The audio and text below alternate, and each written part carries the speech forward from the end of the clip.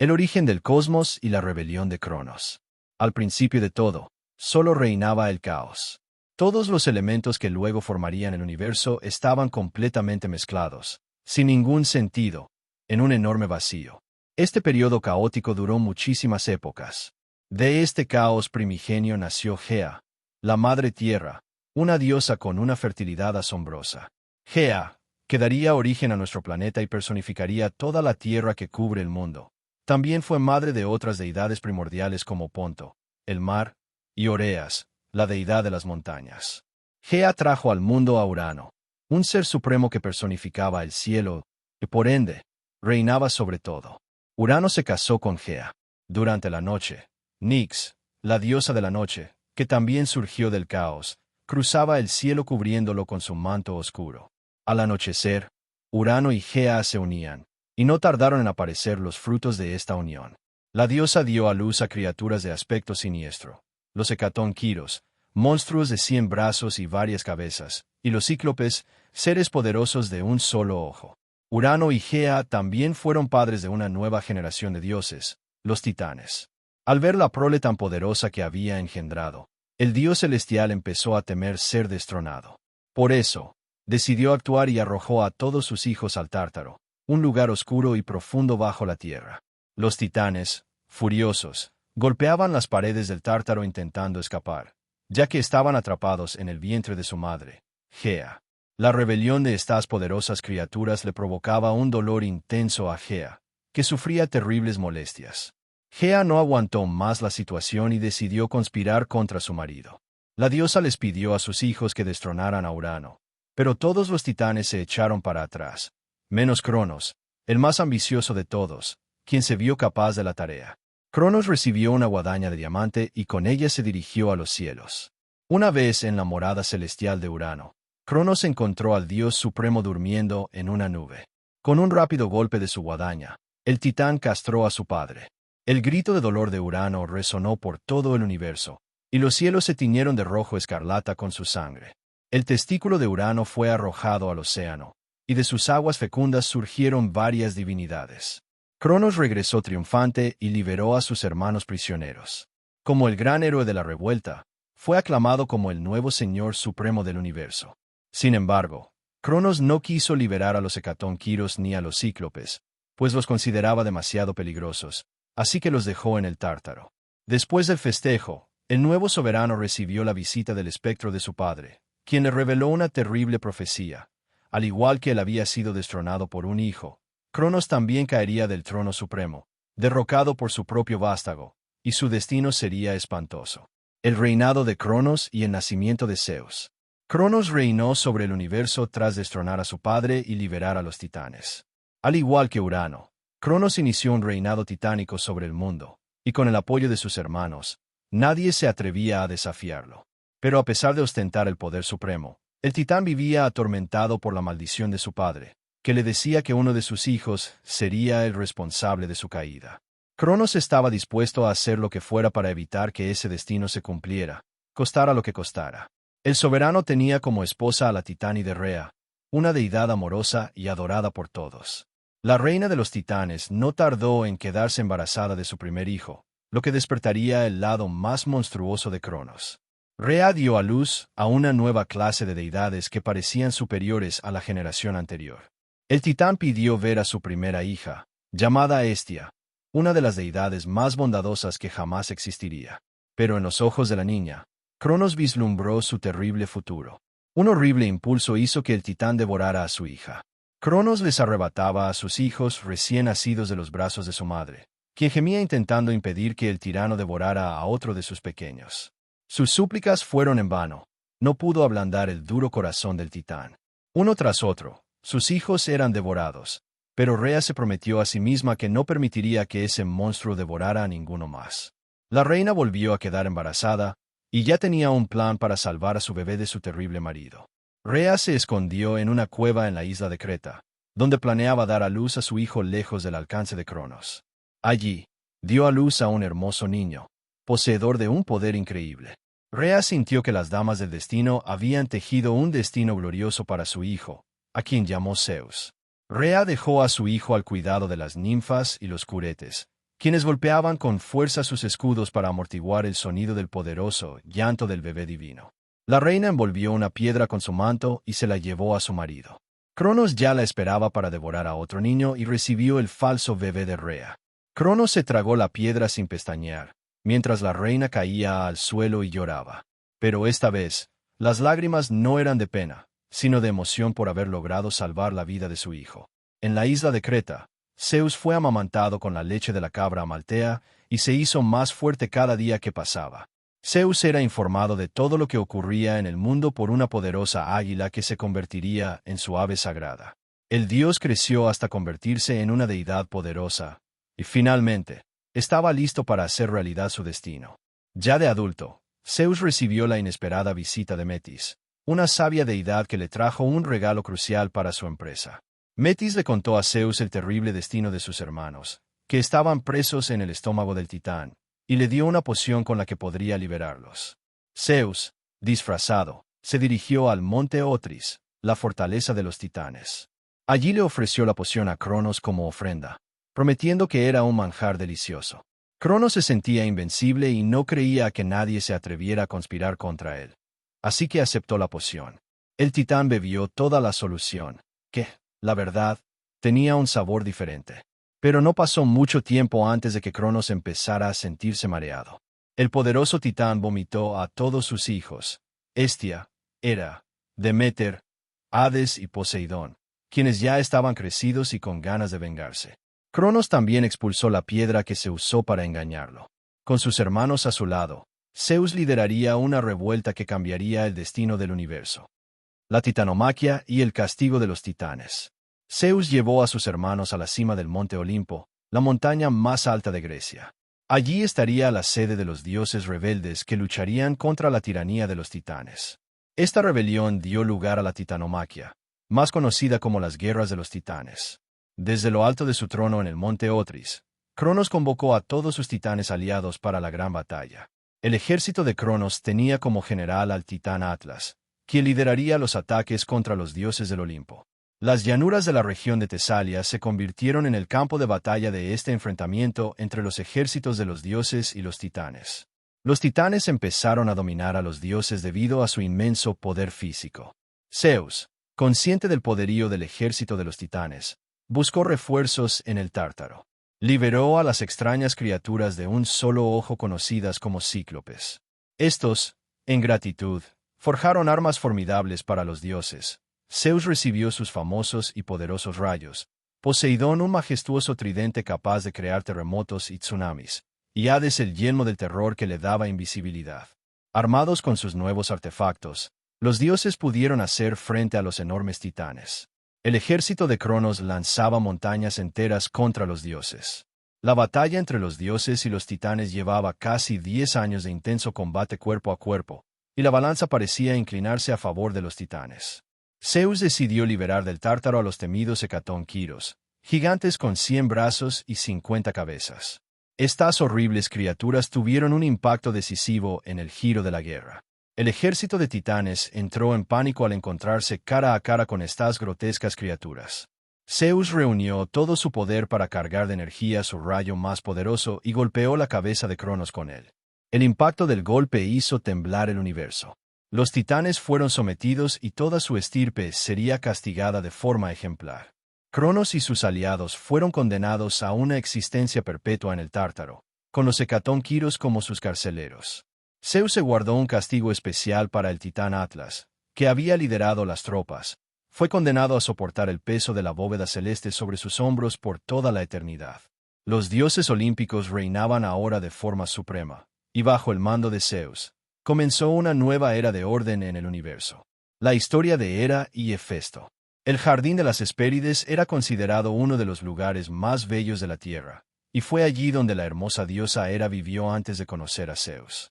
El dios del trueno se enamoró de la diosa, pero ella, conociendo la fama de mujeriego de Zeus, rechazó sus avances. Sin embargo, el gran dios no abandonó su nueva pasión e ideó un plan para conquistarla. Tomó la forma de un pequeño pájaro conocido como cuco y provocó una fuerte lluvia. La diosa se apiadó al ver a ese pajarito empapado y frío, y al consolarlo y calentarlo, Hera lo acercó a su cuerpo. Zeus, en forma de pájaro, aprovechó esta situación para unirse a la diosa.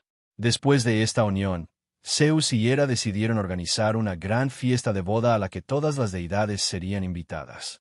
A Hermes se le encomendó la tarea de invitar a todos los dioses y deidades menores al matrimonio divino.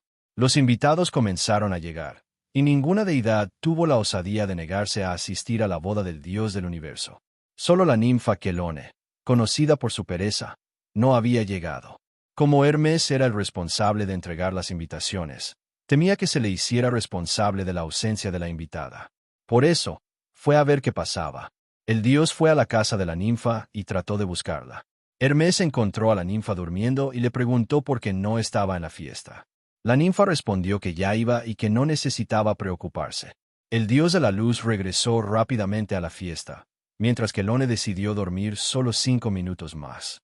Mucho más tarde, se despertó y se dirigió lentamente a la fiesta, dando un paso más lento que el otro.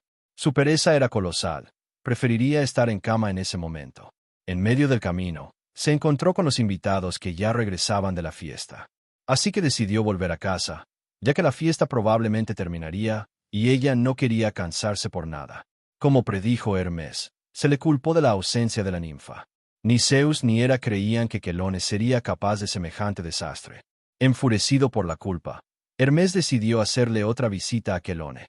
Mientras tanto, Quelone estaba tomando otra de sus tradicionales siestas, flotando en la laguna frente a su casa.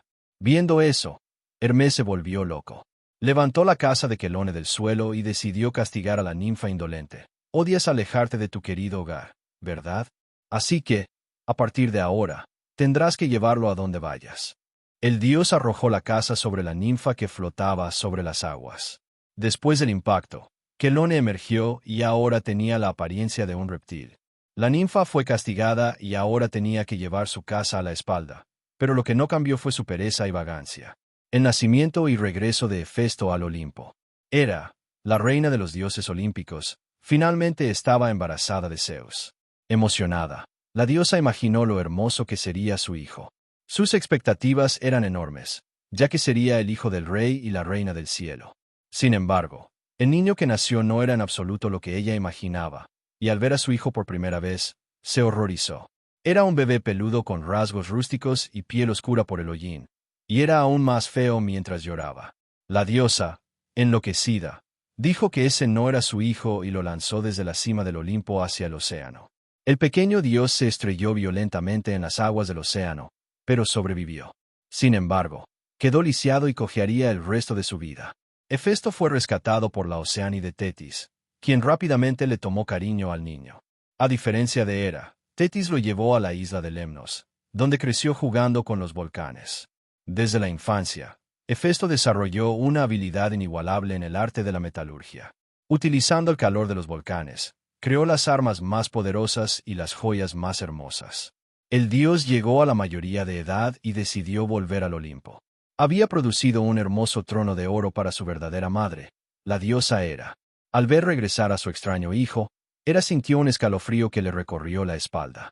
Pero cuando vio el trono que llevaba consigo, olvidó rápidamente su inquietud.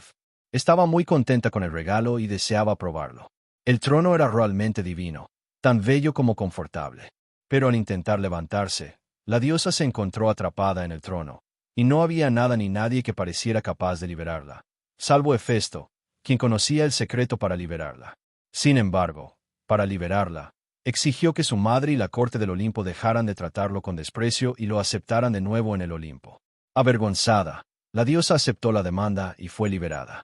Así, Hefesto empezó a ser tratado con el respeto que se merecía.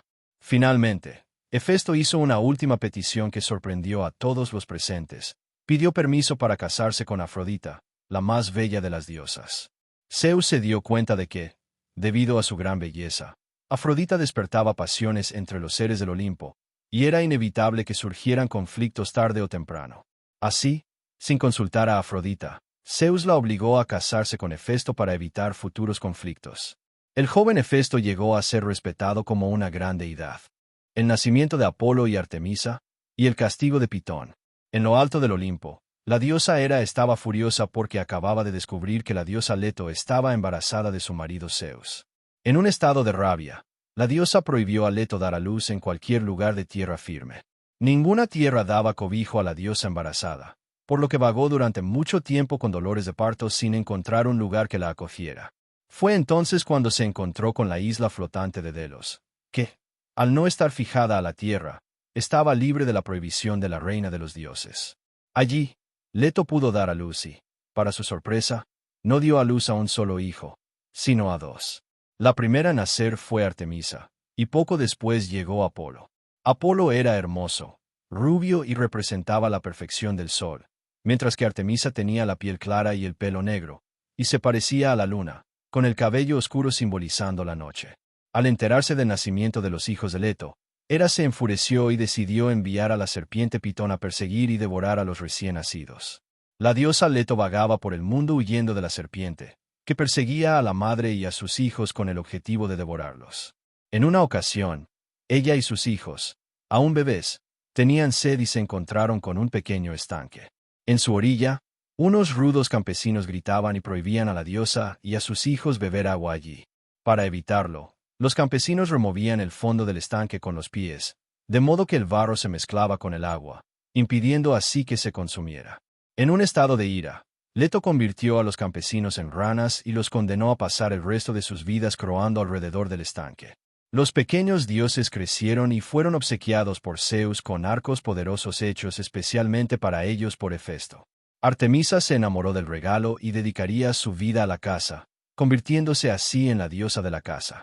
Apolo, con el poderoso arco en la mano, solo pensaba en una cosa: vengarse de la serpiente que atormentó a su madre durante tanto tiempo.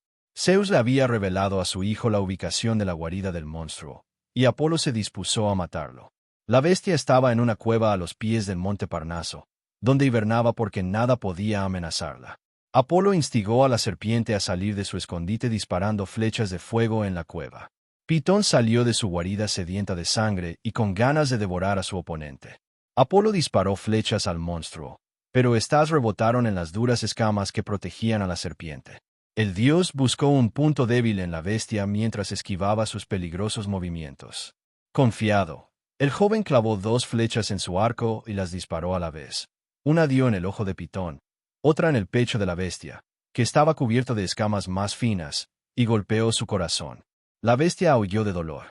Apolo disparó una última flecha que entró en la boca de la bestia y le quitó la vida. Pitón estaba muerta, y sobre su cadáver, Apolo decretó que se construyera allí un templo sagrado en su honor. Este lugar se conocería como el Oráculo de Delfos, donde las sacerdotisas conocidas como pitonisas revelaban las más diversas profecías. El nacimiento de Afrodita y su matrimonio con Hefesto. Las aguas del mar que rodean la isla de Chipre se calmaban como si se estuvieran preparando para la hermosa escena que estaba a punto de suceder. Fue entonces cuando, entre las aguas, comenzó a surgir la que sería considerada la más bella de todas las diosas, Afrodita, la diosa de la belleza y el amor, hija de Urano, el dios que una vez reinó sobre el mundo. Apareció sobre una concha. Al llegar al monte Olimpo, se convirtió en el centro de atención. Los dioses estaban encantados con la nueva llegada, que iluminaba aún más la espléndida morada de los dioses. Zeus se dio cuenta de que tal belleza sería la causa de disputas y discordias, porque Afrodita despertó en los dioses sentimientos lujuriosos y pura envidia. Para evitar el caos, Zeus decidió unir a Afrodita, la más bella de las diosas, con Hefesto, un dios de aspecto rústico. Afrodita se sometió al deseo del dios supremo y se unió al dios de las fraguas. Pero a pesar de su aspecto rudo, Hefesto amaba a su esposa y con su talento hizo y cubrió a su esposa con las más bellas joyas. Sin embargo, el dios herrero siempre estuvo ausente porque pasaba grandes temporadas trabajando en su fragua, ubicada en el volcán Etna. Afrodita y Ares, el romance prohibido. Mientras tanto, la diosa del amor sufría de soledad. Había otro dios conocido como Ares, el dios de la guerra, que tenía muy mala reputación. Su violencia sin medida y su sed de sangre hacían que el dios fuera muy temido por los mortales y repudiado por los dioses. Incluso Zeus, su propio padre, no simpatizaba con el dios de la guerra, eligiendo a Atenea, diosa de la sabiduría y la guerra estratégica, como su favorita. Sin embargo, una diosa no podía resistir el estilo impetuoso y la forma de chico malo del dios de la guerra. Esta era Afrodita. Ares poseía una estatura atlética perfecta y su belleza era impresionante, lo que, a los ojos de Afrodita, contrastaba con el dios Hefesto, que era de aspecto tosco y aún estaba lisiado debido a su caída del Olimpo cuando era solo un bebé. Afrodita ya estaba cansada de estar tan sola.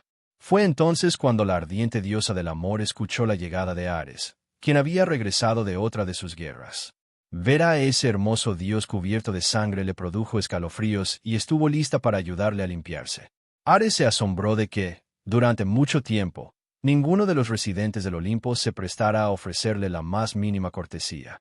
Insinuándose a Afrodita, Ares comenzó su ritual de seducción. El pobre Ares no tenía ninguna oportunidad contra los poderes ocultos del amor. Los dioses tuvieron una noche de amor intenso, y desde ese día, cuando Hefesto se iba a trabajar, Ares visitaba a Afrodita en su lecho matrimonial. Para evitar ser visto por Helios, la personificación del sol y el mayor chismoso entre las deidades, Ares encargó a Alectrión que vigilara la puerta de la habitación de Afrodita y advirtiera si el sol se acercaba. Hipnos, el dios del sueño, ya se había dado cuenta de que algo extraño estaba pasando entre la pareja, pero no quería ser señalado por los demás. El dios del sueño causó entonces un sueño irresistible en Alectrión, quien se durmió y no vio al sol acercarse. Cuando Ares se despertó, vio que ya era de día y que la pareja había sido observada por el sol. Furioso con Alectrión, Ares decidió castigar al negligente vigilante y lo convirtió en un gallo. El castigo de Ares y la venganza de Hefesto. Ares, furioso porque Helios había visto a su amada en pleno día con otro, decidió castigar al descuidado vigilante, convirtiéndolo en un gallo. Desde entonces, el gallo no ha parado de cantar justo antes de la salida del sol. El dios Helios le contó a Hefesto todo lo que había visto. Hefesto, aunque se negaba a creer en la traición de su esposa, decidió tenderles una trampa. Le dijo a Afrodita: «Mi amor, tengo un gran trabajo que hacer y me iré por una semana». A lo que ella respondió: «No te preocupes, esposo mío, vete tranquilo. Cuando regreses, la cama estará calentita esperándote». En cuanto Hefesto se dio la vuelta, Ares se apresuró a invadir la cama de la diosa. Sin embargo, esta vez la pareja adúltera no se saldría con la suya. El dios de las fraguas había tejido una red tan fina que parecía invisible y la había colocado sobre la cama. En el momento en que los dioses estaban en pleno acto, la red cayó sobre ellos, atrapándolos. El dios traicionado llamó a las demás deidades para que fueran testigos de tan vergonzosa escena. «Miren a estos traidores, atrapados en una situación tan humillante y en mi poderosa red. Jamás podrán librarse y permanecerán aquí como castigo». Hermes, mirando a Apolo, comentó: «Parece que Ares ha decidido dedicarse a otro tipo de batalla, digamos, una más de cuerpo a cuerpo». Apolo, por su parte, dijo: «De todos los castigos que los dioses han inventado, estar atado a Afrodita debe ser algo insoportable. Pobre Ares». Todos los dioses estallaron en risas. Avergonzado y humillado, Hefesto decidió repudiar a su esposa. De la unión entre Ares y Afrodita nacieron Deimos, Fobos y la hermosa Armonía. Zeus y el nacimiento de Atenea. Al principio de los tiempos, Zeus, el dios supremo del Olimpo, se había erigido como el señor absoluto del universo. Pero antes de tener a la diosa Hera como reina, Zeus había tenido otra esposa, Metis, una diosa tan bella como sabia. Ella era hija del titán y ayudó a Zeus a liberar a sus hermanos del vientre de Cronos durante la titanomaquia. Zeus quedó prendado de tan preciosa divinidad y quiso desposarla. Pero Metis se resistió a los avances del dios. Intentó por todos los medios escapar, pero Zeus fue persistente. La diosa poseía el poder de la metamorfosis y podía transformarse en lo que quisiera, usando esta habilidad para huir de Zeus. Sin embargo, Metis no pudo escapar de Zeus para siempre. El dios le tendió una emboscada. Disfrazado, el señor del trueno se abalanzó sobre Metis y la sujetó.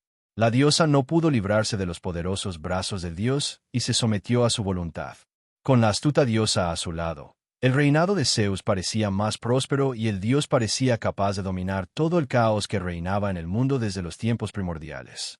No obstante, en una visita a Gea, la diosa primordial que personifica la tierra, se le reveló un terrible presagio.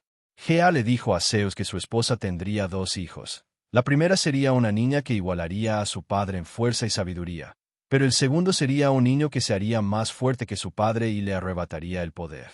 Zeus temía sufrir el mismo destino que su padre, el titán Cronos, o su abuelo, el dios Urano, quienes fueron destronados por sus hijos. Pero, inspirado por su padre, Zeus concibió un plan para que ese presagio no se hiciera realidad. Zeus le pidió a Metis que le diera una muestra de su poder de metamorfosis y que se transformara en una gota de agua. Entonces, el dios se tragó a su esposa para que no tuviera la oportunidad de dar a luz al ser que lo destronaría. Tras tragarse a su esposa, Zeus incorporó los dones de la diosa Metis. Ahora se convirtió en un dios mucho más sabio, más justo y menos impulsivo. Pero lo que no sabía era que ella ya estaba embarazada. El tiempo pasó y el poderoso dios empezó a sentir dolores de cabeza desesperantes. Su cabeza parecía que iba a explotar. Zeus ordenó que le abrieran la cabeza y le quitaran la causa de tanto dolor, pues no podía soportar por más tiempo semejante calvario. El titán Prometeo golpeó al dios en la cabeza con un hacha. Una fuerte luz comenzó a salir de la grieta abierta en la cabeza de Zeus. Fue entonces cuando una figura femenina comenzó a emerger de la cabeza de Zeus. Así, de la frente de Zeus, surgió la diosa Atenea, con su coraza y sus armas, ya totalmente crecida. Zeus se enorgulleció al dar a luz a una criatura tan formidable. Por tener la inteligencia de su madre, Atenea se convertiría en la diosa de la sabiduría. También sería considerada la diosa de la guerra defensiva, por lo que los enfrentamientos con Ares, el dios de la guerra, serían inevitables. Metis permaneció en el estómago de Zeus, y así la profecía del segundo hijo de la pareja nunca se haría realidad. Atenea demostró ser una diosa valiente, pura, justa y sabia, y por ello fue considerada la hija favorita de Zeus. Muchos la consideran la legítima sucesora de Zeus. Prometeo y el don del fuego a la humanidad. Al principio de los tiempos, la tierra estaba gobernada por los titanes, poderosas deidades hijos de los dioses primordiales. Entre ellos estaba Prometeo, una divinidad tan antigua como el tiempo mismo, que entre sus poderes tenía la capacidad de prever el futuro. El titán predijo la victoria de los dioses olímpicos sobre los titanes durante la titanomaquia, la gran guerra entre dioses y titanes por el poder supremo. Así que no se opuso a Zeus durante el conflicto, escapando de ser encarcelado en el Tártaro junto con los otros titanes. Después del final del conflicto, Zeus ordenó a Prometeo y a su hermano Epimeteo que se encargaran de crear y poblar la tierra con los animales más diversos. Los titanes tenían mucha materia prima a su disposición, y mientras Epimeteo diseñaba todo tipo de criaturas, Prometeo coordinaba todo el proceso de producción. A cada animal se le otorgó un talento. A los pájaros se les dio la habilidad de volar. Al elefante se le dio una enorme fuerza, y así se distribuyeron los talentos. Habían dejado al hombre para el final, ya que querían hacer algo especial. Sin embargo, después de moldear al hombre con arcilla, se dieron cuenta de que todos sus talentos ya se habían agotado con los otros animales. Prometeo presentó su trabajo a la diosa Atenea, quien se sintió encantada por el trabajo del titán y decidió bendecirlo con el aliento divino. Así llegó la humanidad. No obstante, Prometeo no estaba satisfecho con el resultado. Quería que el hombre destacara por encima de todos los animales, pero lo que vio fue solo un mono más inteligente. El hombre vivía en cuevas, huyendo de todo tipo de animales, subsistiendo de la fruta que caía al suelo y con un miedo absoluto a la oscuridad. Atenea aconsejó a Prometeo que presentara al hombre el fuego. Con la puesta del sol, el titán se dirigió al carro de Helios, que esperaba un nuevo amanecer. Prometeo encendió una antorcha que sería entregada a la humanidad. Con el fuego, el hombre se desarrolló rápidamente. Se crearon armas y herramientas, y así el hombre comenzó a dominar la naturaleza. Ahora Prometeo estaba satisfecho. Era el buen creador de la humanidad, viendo florecer a esta nueva criatura. Zeus decretó que debían honrar a los dioses ofreciendo sacrificios, pero Prometeo intercedió en nombre de la humanidad para evitar que su creación fuera explotada. Prometeo, muy astuto, intentó engañar al dios en nombre de los hombres. Pidió que se sacrificara un toro a los dioses y que el producto del sacrificio se separara en 2 montones. Una de las pilas era más pequeña, pero contenía las mejores carnes cubiertas por la piel del animal. La otra pila era más grande, pero solo contenía huesos, aunque estaban envueltos en grasa, lo que hacía que la ofrenda pareciera hermosa. El astuto Prometeo sabía que la ambición de Zeus le haría elegir el montón más grande para que el hombre pudiera quedarse con la mejor parte. Y eso fue lo que pasó.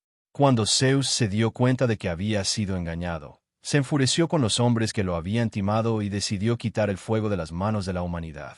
Sin fuego, el hombre retrocedió. Fueron atormentados de nuevo por la oscuridad y el frío, y ya no podían cocinar su comida. Indignado, Prometeo decidió robar el fuego sagrado y devolvérselo al hombre. Durante la noche, fue al Olimpo y regresó con la llama robada de las fraguas de Hefesto. Con el control del fuego restablecido, el desarrollo de la humanidad volvió a florecer. Sin embargo, el brillo de las llamas durante la noche llamó la atención de Zeus. Furioso, el dios supremo decidió que Prometeo no escaparía impune de su insolencia. Lo encarceló en una roca en el Cáucaso, donde sufriría el castigo eterno por desafiar los designios de Zeus. Pero la pena de Prometeo no equivaldría a cadena perpetua. Su tormento sería terrible. Zeus determinó que una ave espantosa sería la encargada de devorarle el hígado, causándole un dolor inconmensurable. Prometeo era un titán inmortal. Así que después de ser destrozado por el odioso pájaro, su hígado se regeneraba, volviendo a ser atacado al día siguiente. El titán permaneció en este castigo durante muchos años de sufrimiento. Fue entonces cuando Zeus bajó a la tierra y le ofreció la libertad si ocultaba al hombre el conocimiento del fuego. Como benefactor de la humanidad, Prometeo rechazó la oferta del dios y decidió sacrificarse por su creación. Así, la humanidad pudo prosperar gracias al martirio de Prometeo. La caja de Pandora. Al principio de los tiempos, los titanes Prometeo y Epimeteo fueron responsables de la creación del hombre. Para promover el desarrollo de su creación, Prometeo robó el fuego sagrado de los dioses y se lo dio a la humanidad. El titán sabía que no escaparía impune de tal crimen y que tarde o temprano sería castigado por los dioses. También sabía que el destino de su hermano y de la humanidad estaba en peligro, y por eso le aconsejó a Epimeteo: «Mi querido hermano, mi desgracia no será suficiente para aplacar la ira de Zeus. Así que, pase lo que pase, nunca aceptes ningún regalo de los dioses, y así nuestra creación estará a salvo». Epimeteo recibió el consejo con gratitud y le aseguró que no aceptaría ningún regalo de los dioses. Tal como Prometeo había predicho, Zeus conspiró contra Epimeteo y la humanidad. El dios supremo ordenó a Hefesto que creara la primera mujer. El dios artesano creó la más elegante de las criaturas. Fue presentada a los dioses, que le dieron diferentes regalos. Afrodita la dotó de una increíble belleza. Hermes le concedió el poder de la palabra, y las gracias la adornaron con ropas y joyas. Pandora era realmente una criatura magnífica. Zeus le ordenó a Hermes que le entregara a Pandora a Epimeteo como regalo, pero primero le dio una hermosa caja y le dijo: «Lleva un regalo para los hombres, pero no lo abras bajo ninguna circunstancia». Y así, Pandora fue presentada a Epimeteo. Él estaba tan encantado con la asombrosa belleza de la joven que olvidó el consejo de su hermano de no aceptar nunca ningún regalo de los dioses.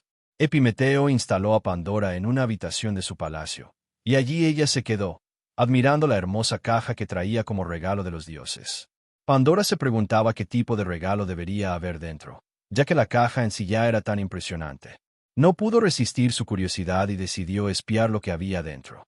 Pandora abrió la caja con cuidado. La ingenua joven no tenía ni idea de lo que se avecinaba. Una gran presión empujó a Pandora lejos, y de la caja comenzó a salir una ventisca negra. Esta niebla contenía todos los males que Prometeo no tenía entre los hombres. Hasta ese momento, el hombre era puro y vivía en la edad de oro. No había necesidad ni ningún conflicto. Era un mundo de pura felicidad. Pero de la caja salieron todo tipo de males que plagarían a la humanidad. La envidia, la crueldad, la codicia, la enfermedad y el hambre eran ahora parte del mundo de los hombres. La asustada Pandora intentó cerrar la caja sin éxito. La chica se dio cuenta de que todos los males habían salido de la caja, pero en el fondo de la caja estaba la esperanza. La esperanza le da fuerza al hombre para no renunciar a la vida ante los males y adversidades que le afligen, y a través de ella, Zeus puede prolongar el castigo impuesto a los hombres indefinidamente. La revuelta olímpica y la elección de Atenas. Al principio de los tiempos, Zeus lideró la victoria de los dioses olímpicos contra los titanes durante la guerra de la titanomaquia entre dioses y titanes por el control del universo. Se convirtió en el dios supremo y, desde su trono en el monte Olimpo, vino a reinar sobre el mundo. Cuando el dios levantaba su brazo, exponiendo sus poderosos rayos, los otros dioses se inclinaban en señal de respeto, porque ningún dios tenía tanta autoridad como Zeus. Solo la diosa Hera, esposa de Zeus, Era tan respetada como su marido, pero ni siquiera la diosa podía ir en contra del Dios Supremo cuando él era inflexible. Aunque el Dios amaba a su esposa, no le era fiel y tuvo muchas relaciones extramatrimoniales, por lo que Hera y Zeus vivieron en pie de guerra por la infidelidad. Cansada de ser humillada por su marido, la diosa comenzó a conspirar contra el Señor del Olimpo.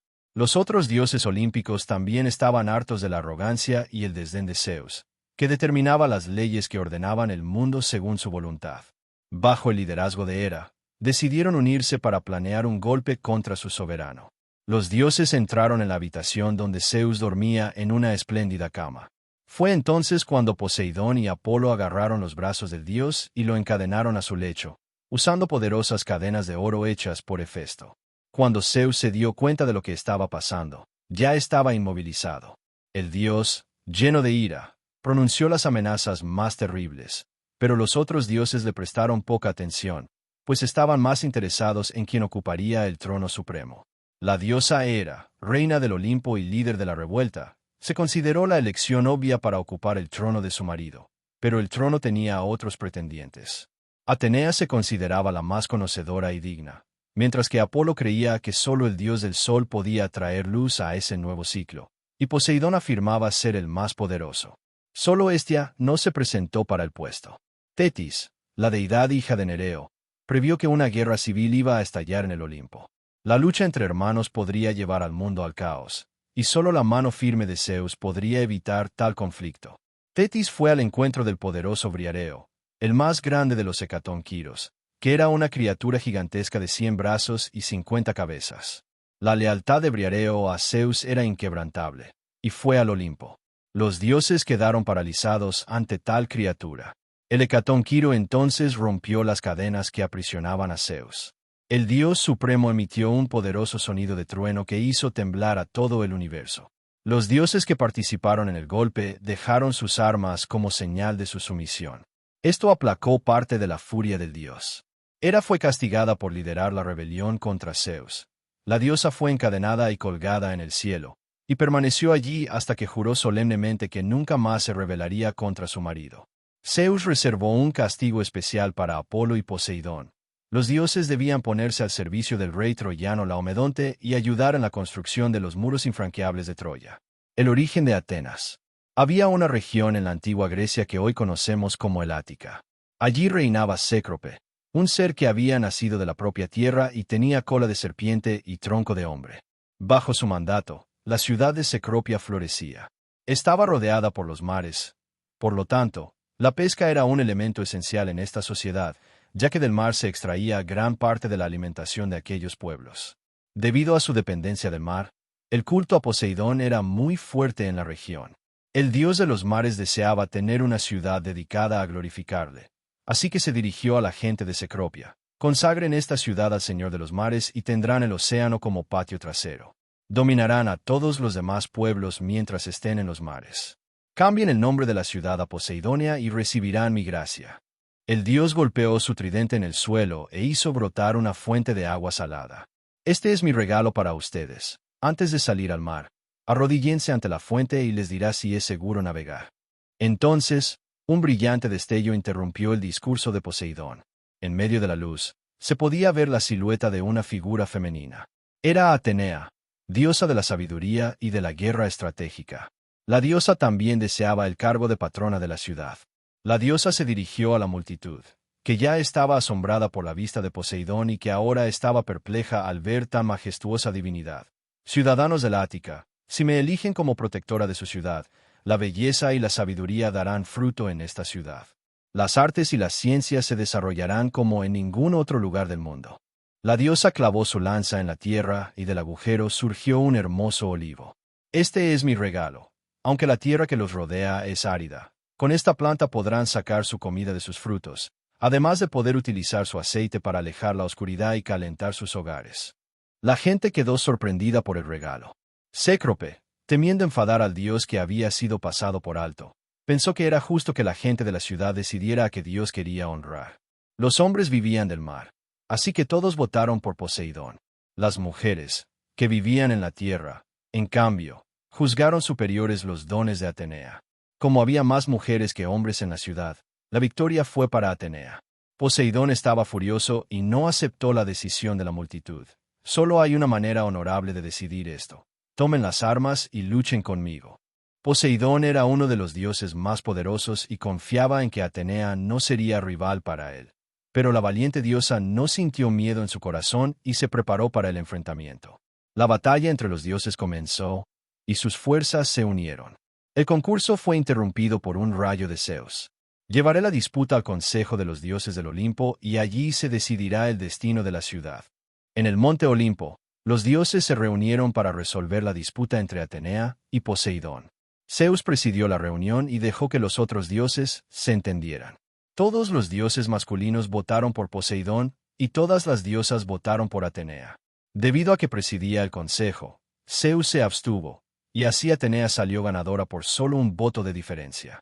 Y así, la antigua ciudad de Cecropia pasó a llamarse Atenas en honor a la diosa. Se construyó un hermoso templo en la cima de la Acrópolis. Pero la voluntad de Poseidón les hizo la vida difícil a los atenienses. Ya no eran bienvenidos en los mares. La población, preocupada, acudió al oráculo de Delfos. La pitonisa les informó que la ira de Poseidón solo se aplacaría si se castigaba a las mujeres de Atenas. Para reconciliarse con el dios, todas las mujeres de Atenas dejaron de tener derecho a voto. Para sellar la paz entre los atenienses y Poseidón, se construyó un hermoso templo en honor al dios en el Cabo Sunión. El dios se mostró magnánimo y perdonó al pueblo de Atenas, permitiendo a la ciudad conservar el regalo que le había hecho al dios. Así surgió en Grecia la ciudad que destacaría sobre todas las demás. Las mujeres de Atenas tardaron miles de años en recuperar el derecho al voto. La astucia de Hermes y el robo del ganado de Apolo. En respuesta a la situación, Hermes decidió sobornar al hombre, ofreciéndole una cabeza de ganado para asegurar su silencio. El hombre accedió, prometiendo guardar el secreto. Desconfiado, el dios se marchó, pero regresó disfrazado de adulto. Preguntó al hombre si había visto pasar a un joven con un rebaño, ofreciéndole una gran recompensa. El hombre, con avidez, lo guió, diciendo que el joven había ido por allí y le pidió que esperara mientras iba a buscar su recompensa. El dios ascendió una montaña cercana y colocó una enorme roca, anunciando que esa era la gran recompensa que merecía. Al llegar al Peloponeso, Hermes ofreció una parte del ganado en sacrificio a los dioses. Tras la ofrenda, encontró un caparazón de tortuga. Con ingenio, utilizando tendones y cuernos de los bueyes sacrificados, creó un instrumento musical que sería conocido como la lira. Después de esta aventura, Hermes regresó a casa y se acostó junto a su padre. Cuando Apolo descubrió el robo de su rebaño, salió en su búsqueda. Los trucos de Hermes dificultaron la identificación del ladrón, forzando a Apolo a usar sus poderes para disipar la oscuridad. Finalmente, llegó al escondite de Hermes, donde el bebé fingía dormir plácidamente. Apolo exigió a Maia que despertara al niño para que revelara el paradero del rebaño. Ella, indignada, cuestionó cómo un infante dormido podía haber cometido tales actos, incredulidad ante la idea de que un dios tan poderoso del Olimpo hubiera sido engañado por un bebé. Furioso y avergonzado, Apolo admitió que no sabía cómo lo había hecho, solo que lo había logrado. En ese instante, Hermes comenzó a tocar la lira, y la melodía cautivó el corazón de Apolo. Encantado con el instrumento, Apolo propuso un trato. Si le regalaba la lira, todo quedaría olvidado. Hermes accedió, y desde ese día, los dioses hermanos forjaron un lazo de amistad. Apolo obsequió a Hermes un poderoso caduceo y lo bendijo con dones que lo elevarían entre los grandes del Olimpo. Allí, Zeus lo recibió y le otorgó sandalias aladas, convirtiéndolo en su mensajero divino. La historia del robo del rebaño de Apolo se difundió por el mundo, y así Hermes fue venerado por estafadores, siendo conocido como el dios de los ladrones. El toque dorado del rey Midas. En el distante reino de Frigia, el dios Dionisio buscaba a su leal compañero de bebida, Sileno, un maestro de los dioses y padre de la creación. Sileno era conocido por su sabiduría, que se manifestaba plenamente cuando estaba ebrio, momento en el que también adquiría el don de la profecía. Unos campesinos lo encontraron inconsciente en el bosque tras un atracón de alcohol y lo llevaron ante el rey Midas. Midas lo reconoció de inmediato y lo recibió con gran hospitalidad, organizando días de banquete y celebración en honor al ilustre huésped. Dionisio, al encontrar a su viejo amigo tan bien tratado, se alegró enormemente. Agradecido con Midas, El dios se ofreció a concederle cualquier deseo. Sin dudarlo, el ambicioso Midas hizo su petición. Deseo que todo lo que toque se convierta en oro. ¿Estás seguro de esto?, preguntó Dionisio. Sí, por supuesto. Seré el hombre más rico que jamás haya existido, respondió Midas.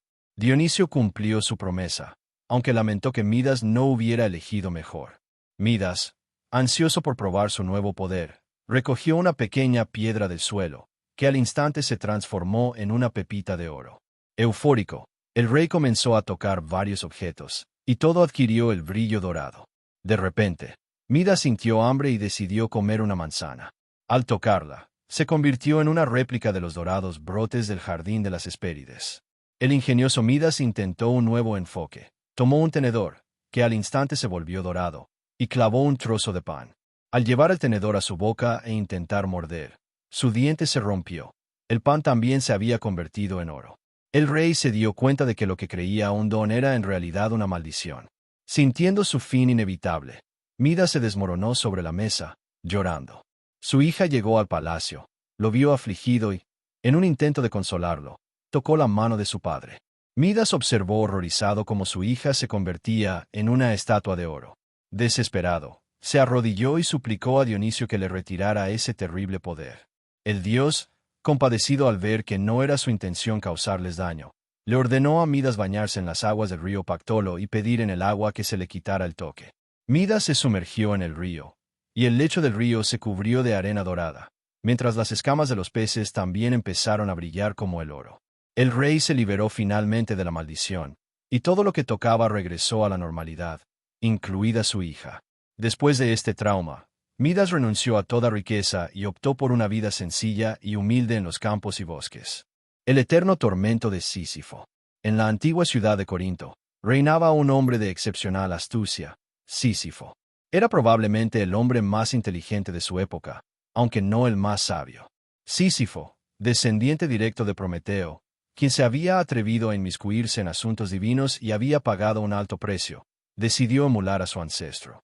Fue testigo del rapto de la joven y hermosa Egina por el águila de Zeus, y vio la oportunidad de obtener un beneficio. Aunque rey de una ciudad gloriosa, Corinto sufría escasez de agua potable. Egina era hija de Asopo, el dios del río, quien estaba desolado por la desaparición de su hija. Sísifo se acercó a Asopo y le dijo: «Conozco el paradero de tu hija, pero esta información tiene un precio. Quiero que a cambio crees una fuente de agua para abastecer mi reino». Asopo aceptó la propuesta, y así surgió una fuente de la más pura agua mineral. Sísifo reveló lo que sabía, y Asopo partió en busca de su hija. El rey de Corinto estaba complacido. Esta nueva fuente traería prosperidad y prestigio a su ciudad. Zeus, el señor supremo del Olimpo, estaba furioso por la revelación de Sísifo y ordenó a Tánatos, la muerte, que lo encontrara y le quitara la vida. Poco después, Sísifo se encontró sorprendido por la llegada de Tánatos a su palacio. Sin embargo, su mente rápida y astuta concibió una idea casi al instante.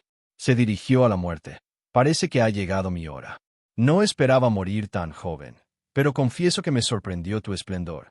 Eres una deidad magnífica, y de los muchos dioses que he conocido, pocos son tan distinguidos y elegantes. Antes de irme, me gustaría regalarte algunos adornos que harán tu presencia aún más grandiosa. Para mí, tales joyas ya no me servirán». Tánatos, halagado por tantos cumplidos, aceptó los regalos. Sísifo le colocó un par de brazaletes de plata y un collar, pero en realidad eran grilletes y una argolla.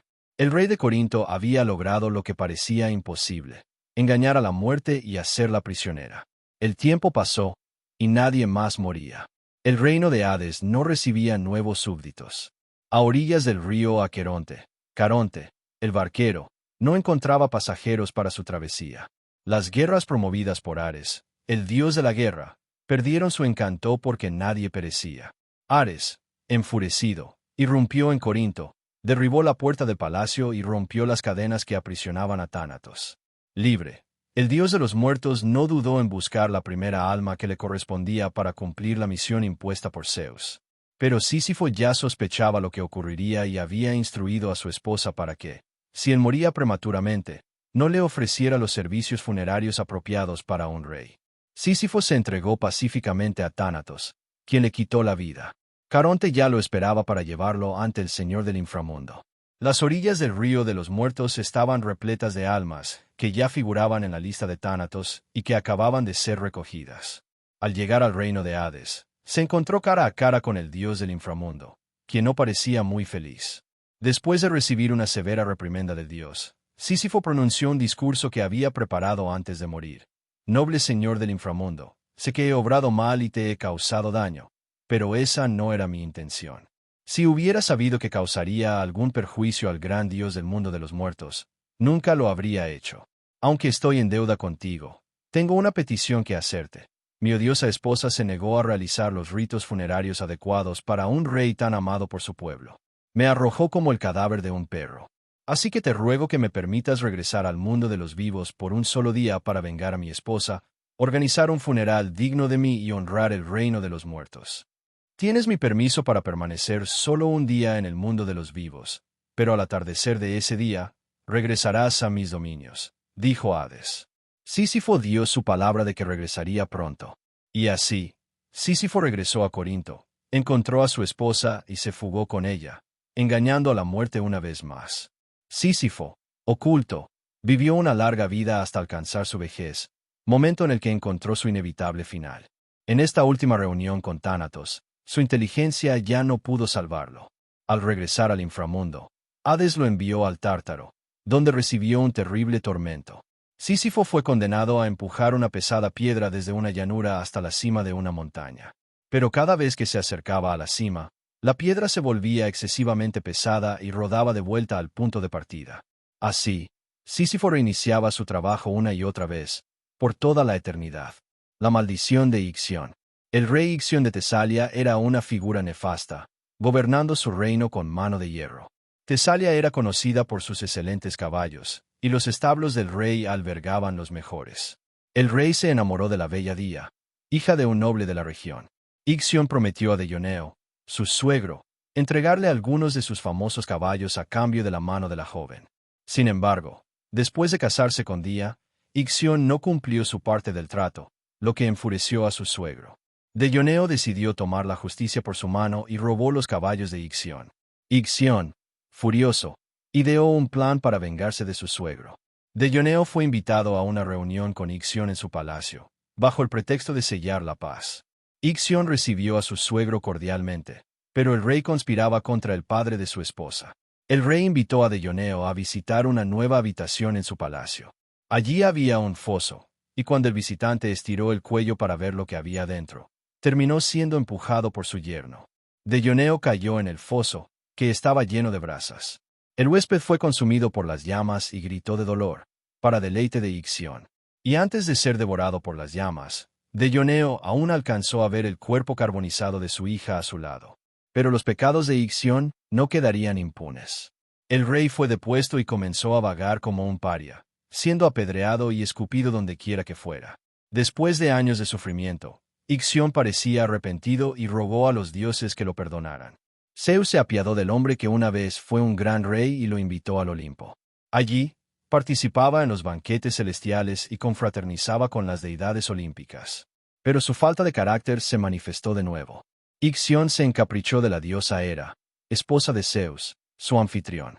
Incluso le declaró a la diosa su deseo de unirse carnalmente a ella. Hera lo rechazó y le contó todo a su marido. Zeus no creía que su huésped fuera capaz de tal osadía y, para poner a prueba a Ixión, moldeó una nube para que se convirtiera en una réplica perfecta de la diosa Hera. La nube, en forma de diosa, coqueteó con Ixión, quien no dudó y se unió a la falsa diosa. De este pecado contra la hospitalidad nacieron criaturas extravagantes, una mezcla de hombre y caballo, que se conocerían como centauros. Zeus expulsó entonces a Ixión del Olimpo. Sin embargo, no fue despiadado, pues sentía cierta empatía por Ixión, ya que el gran dios sabía lo difícil que era contener ciertos impulsos lujuriosos. Pero aún así, se arrepentiría de su clemencia. Al regresar al mundo de los hombres, Ixión ahora se jactaba ante todos de haberse unido a la reina del cielo, lo que enfurecía a Zeus. El dios supremo fulminó a Ixión con uno de sus rayos, y su espíritu fue arrojado a las profundidades del Tártaro. Allí lo ataron a una rueda ardiente con serpientes. Ixión pasaría ahora sus días ardiendo en llamas mientras su rueda giraba sin cesar por toda la eternidad. La maldición del hambre insaciable de Erisictón. Deméter, la diosa griega de la agricultura, recorría el mundo bendiciendo las cosechas y siendo venerada por doquier. Los rituales en honor a la diosa solían realizarse en bosques sagrados. Pero en uno de estos rituales, mientras los devotos de la diosa se congregaban en el bosque, haciendo ofrendas para honrar a la deidad que tanto les proveía, la ceremonia fue interrumpida por un grupo de toscos leñadores que gritaban: «Despejen estos bosques ahora, porque proveerá la madera para mi nuevo palacio». Era Erisictón, un noble rico y poderoso de la región, conocido por su desprecio a los designios de los dioses. Y así comenzó la tala del bosque consagrado a Deméter. El codicioso noble se asombró ante la belleza de un roble sagrado. «Derriben ese roble. Usaré su madera para hacer los muebles más hermosos». Los leñadores dudaron, pues se decía que dentro de esos robles sagrados vivían las dríades, ninfas de los bosques protegidas por Deméter. «Dame ese hacha», exclamó Erisictón. Cuando golpeó el árbol con su afilada hacha, la sangre brotó de la grieta abierta. Ocultándose tras una capucha, una figura misteriosa intentó pacíficamente evitar que continuara esta barbarie. «¿Cómo te atreves a querer derribar un bosque dedicado a Deméter? Nadie más tocará estos árboles bajo pena de un terrible castigo. Este bosque está en mi tierra, y haré con él lo que me plazca», respondió Erisictón. El árbol caído tomó la forma de una ninfa que yacía muerta en el suelo. Detrás de esa capucha no se escondía una mujer común, sino la diosa Deméter, que se reveló en toda su furia. «Te has atrevido a destruir, matar y profanar lo que pertenecía a los dioses, y por eso pagarás por tu crimen de manera ejemplar». Aterrorizados, Erisictón y sus sirvientes huyeron en pánico, pero no sin antes convertirse en el blanco de la maldición de la diosa. El noble llegó a su palacio, sin aliento por la carrera, pero aliviado de haber escapado ileso de la furia de la diosa. Debido a la huida, Erisictón sintió hambre y pidió a sus sirvientes que le sirvieran comida. Ya en la mesa, el noble atacó el pollo asado como si nunca hubiera comido en su vida. Después de devorar un pollo entero, empezó a comer el resto de la comida de la mesa. «Quiero más, tráeme más comida», gritaba. El carnicero trajo un cerdo entero, y apenas se acercó a la mesa cuando su amo lo arrebató. Cansado, Erisictón fue a su habitación, sosteniendo la pata del cerdo. Pero algo siniestro pareció atormentarlo durante su sueño. Fue visitado por una figura sombría conocida como Etón, el demonio que personifica el hambre. El siniestro Etón atacó el estómago de Erisictón, incitándole un hambre interminable. El noble se despertó asustado, sintiendo un hambre como nunca había sentido en su vida. Erisictón exigió que le sirvieran un gran banquete para aplacar su hambre, y sus sirvientes le sirvieron todo tipo de comida que tenían a su disposición. No importaba cuánto comiera, su hambre no se saciaba, y a cada plato que devoraba, decía: «Quiero más». Erisictón devoró todo su rebaño, y su fortuna se agotó en la compra de más y más comida. Durante días, el proceso continuó hasta que Erisictón despilfarró toda su riqueza. «Quiero más», seguía clamando. El hombre que una vez fue uno de los nobles más ricos de la región, ahora mendigaba en las calles por comida. Su amada hija encontró a su arruinado y hambriento padre tirado en la calle y trató de ayudarlo. Pero enloquecido por el hambre, él vendió a su única hija como esclava para poder comprar más comida. En su cautiverio, la hija de Erisictón rezó a Poseidón para que la ayudara a escapar. El dios hizo que la chica tomara la forma de una burra disfrazada. Logró huir. La hija regresó y vio a su pobre padre arruinado y hambriento. La amable muchacha, en su forma equina, regresó a su padre con la esperanza de ayudarlo. Erisictón, entre lágrimas, reconoció la mirada amorosa de su hija en esa burra y, llorando, acarició la cara del animal y le dijo: «Lo siento, hija mía, pero quiero más». Poseidón se apiadó del destino de una joven tan amable y la transformó en una mariposa. Libre, ella se fue volando y nunca más encontró a su padre. Sin ingresos y hambriento, Erisictón regresó al bosque sagrado de Deméter, donde todo comenzó. Allí, rezó por el perdón, pero la diosa no quiso escucharlo. El pobre hombre, desesperado por el hambre, se sentó bajo un árbol y devoró su propio pie. Erisictón pasó la noche alimentándose de sí mismo. A la mañana siguiente, no quedaba nada de él en la tierra. Orfeo, el músico incomparable, El mundo griego estaba lleno de músicos y poetas que cantaban las hazañas de dioses y héroes, pero ninguno de ellos podía compararse con Orfeo. Era hijo de la musa Calíope y del dios Apolo. De su madre heredó una voz melódica única, y de su padre recibió un talento musical espectacular.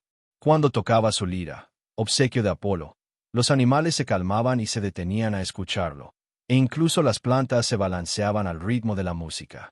Pero Orfeo no solo era un artista virtuoso, también estaba dotado de un gran coraje.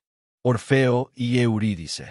La historia de Orfeo comienza con su unión a la tripulación de Jasón en la búsqueda del vellocino de oro.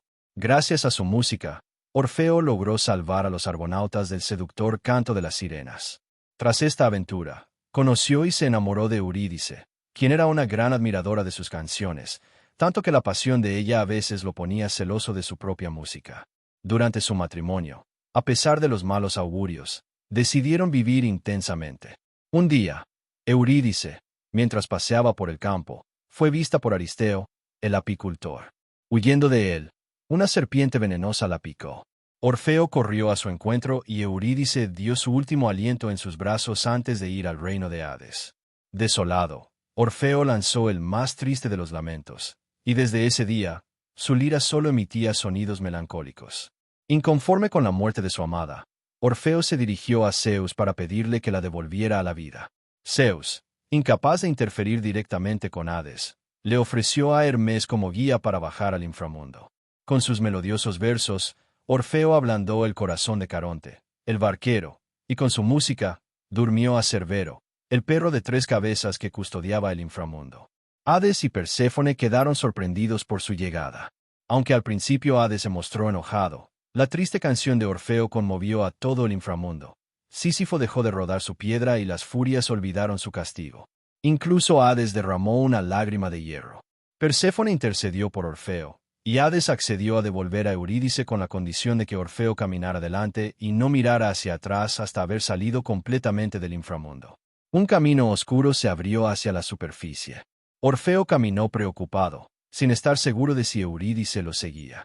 Justo cuando la luz del sol estaba sobre sus ojos, no pudo contenerse y miró hacia atrás. En ese instante, Eurídice fue arrastrada de nuevo al mundo de los muertos. Orfeo intentó sujetarla, pero fue en vano. Desesperado, Hermes lo detuvo de intentar regresar al inframundo, y Orfeo cayó en una profunda depresión. Su música nunca volvió a ser alegre. Tiempo después, un grupo de Ménades, sacerdotisas de Dionisio, lo encontró. Molestas porque Orfeo solo cantaba sus tristes canciones y no les prestaba atención, lo atacaron con piedras. Para silenciar su música y anular su protección, las Ménades usaron campanas, gritos y tambores, y finalmente lo asesinaron. Sus restos y su lira fueron arrojados al río. Las musas, con gran pesar, recogieron la lira divina y la honraron convirtiéndola en una constelación. A pesar de su trágico final, el espíritu de Orfeo fue finalmente libre para reunirse con su amada Eurídice en los campos elíseos. Apolo y Dafne.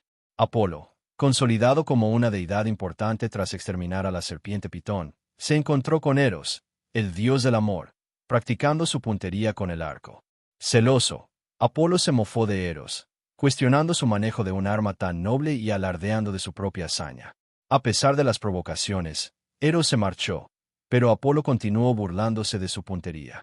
La ofensa colmó la paciencia de Eros, quien rápidamente disparó una flecha de oro al corazón de Apolo, sometiéndolo a la influencia del amor. Recuperado, Apolo vio a la hermosa ninfa Dafne, hija del dios fluvial Peneo, y se enamoró al instante. Sin embargo, Eros no había terminado su lección. Le disparó una flecha de plomo a Dafne, lo que le provocó un rechazo profundo hacia Apolo. El dios de la luz intentó acercarse a la ninfa, pero ella retrocedía y le expresaba asco, incluso diciendo que preferiría a un sátiro.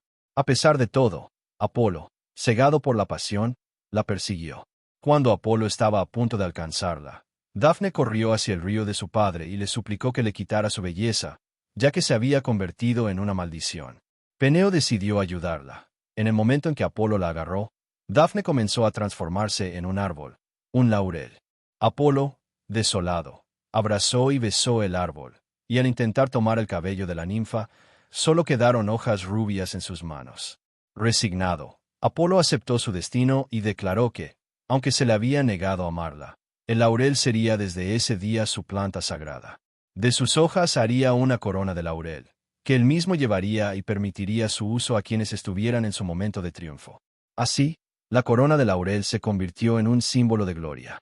Apolo lamentaría profundamente su confrontación con Eros, pues a partir de ese día, no tendría más suerte en el amor. Europa y el toro. En el reino fenicio de Tiro vivía Europa, una hermosa princesa, hija del rey Agénor. El rey le regaló un majestuoso vestido que había pertenecido a su madre, la ninfa Livia, un obsequio de Poseidón. La belleza de Europa, realzada por el vestido, atrajo la atención de Zeus en el Olimpo. Una noche, la princesa tuvo un sueño extraño. Dos mujeres divinas, una oriental y otra occidental, luchaban por su posesión. La mujer occidental ganó y le dijo a Europa que un día sería llevada a tierras lejanas para ser entregada a Zeus. Europa se despertó asustada, sin saber si había sido una pesadilla o una profecía.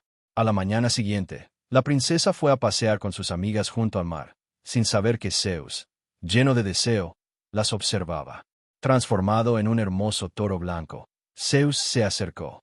Las chicas, encantadas con la docilidad y el dulce aroma del animal, comenzaron a acariciarlo.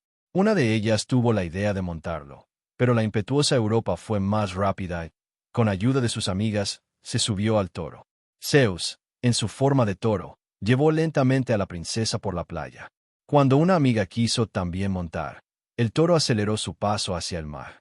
El animal nadaba espléndidamente, surfeando las olas, y Europa estaba extasiada, hasta que se dio cuenta de que el toro la llevaba mar adentro. Asustada, se aferró al animal, temiendo ahogarse. Navegaron por el mar azul durante mucho tiempo hasta que cayó la noche y el toro la dejó en tierra firme. La joven se sintió perdida y desesperanzada, pensando en quitarse la vida, cuando apareció la hermosa mujer de su sueño, la diosa Afrodita. Ella le explicó que había ganado el derecho a llevar su belleza al oeste. Europa quería saber por qué estaba allí, y la diosa del amor le reveló que había sido raptada por Zeus en forma de toro. Le aseguró que no debía desesperar, pues Zeus le daría mucho amor y grandes honores a su futura descendencia. Entonces apareció Zeus y se presentó a Europa, diciéndole que estaban en Creta, su lugar de nacimiento, y que desde ese día, la isla pertenecería a los descendientes de Europa y él. De la unión de Zeus y Europa nacieron los hermanos Radamanto y Minos, el futuro rey legendario de Creta. El nombre de Europa quedó inmortalizado, ya que todas las tierras de esa lejana región serían reconocidas por su nombre. Minos y el Minotauro. Minos reinaba en la isla de Creta, descendiente de un linaje distinguido, hijo de la princesa Europa y Zeus, quien, transformado en un toro blanco, había raptado a su madre y la había llevado a Creta. La pareja tuvo 3 hijos, Minos, Radamanto y Sarpedón. Minos logró imponerse a sus hermanos y se hizo con la corona de Creta. La isla, estratégicamente ubicada en el Mediterráneo, generaba grandes beneficios para el reino gracias a comercio con varias naciones. El rey Minos aprovechó esta gran riqueza para construir el grandioso palacio de Cnosos, con la ayuda de Dédalo, un genial arquitecto e inventor ateniense. A pesar del desarrollo de su reino, Minos seguía siendo un rey cuestionado. Para consolidar su poder, pidió ayuda a los dioses. El rey solicitó a Poseidón que le enviara un toro para sacrificarlo en su honor y demostrar así que los dioses estaban de su lado. Poseidón accedió y sacó del mar un magnífico toro blanco, tan hermoso como el toro en el que se transformó Zeus para raptar a Europa. Minos quedó asombrado por el tamaño del animal y decidió no matarlo, añadiéndolo a su rebaño como toro reproductor para crear una raza superior. En su lugar, sacrificó un toro ordinario de su manada. Esto enfureció al dios de los mares, quien había dado ese animal para su gloria. Poseidón no dejaría impune tal falta de respeto. Hizo que el toro que regaló se volviera furioso e indomable, causando daños al reino de Minos y aterrorizando a la población. Pero su venganza no estaba completa. Con la ayuda de Afrodita, Poseidón hizo que la reina Pasífae, esposa de Minos, se enamorara del toro. La reina intentó acercarse al hermoso toro, pero éste la rechazó. Enloquecida por la pasión, Pasífae exigió a Dédalo que la ayudara a seducir al toro. El ingenioso inventor tuvo una idea inusual. Creó una réplica de una vaca hecha de cuero y madera con un compartimento para que Pasífae se alojara. De este modo, la reina pudo consumar su unión con el toro de Minos. De esta abominable unión nació el Minotauro, una criatura mitad hombre, mitad toro. El nacimiento de la bestia trajo una gran vergüenza al rey Minos. A medida que el Minotauro crecía, su naturaleza bestial y violenta se volvió incontrolable. Minos ordenó a Dédalo que construyera un gran laberinto para encerrar al terrible Minotauro.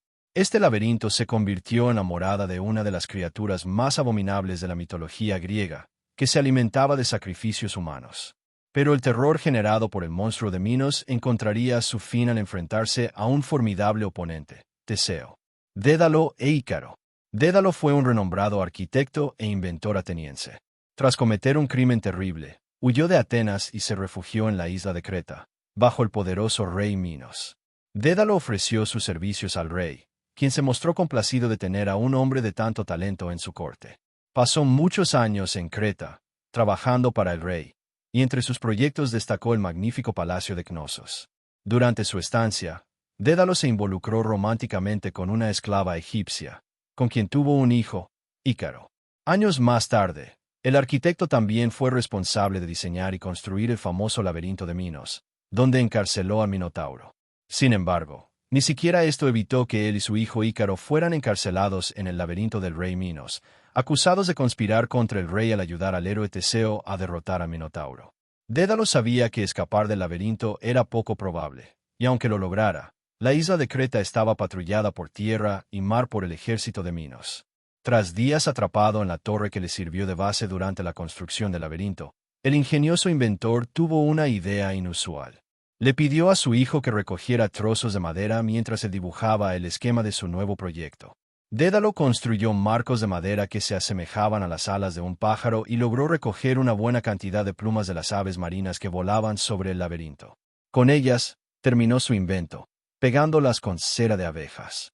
Había construido 2 pares de alas enormes, uno para él y otro para su hijo.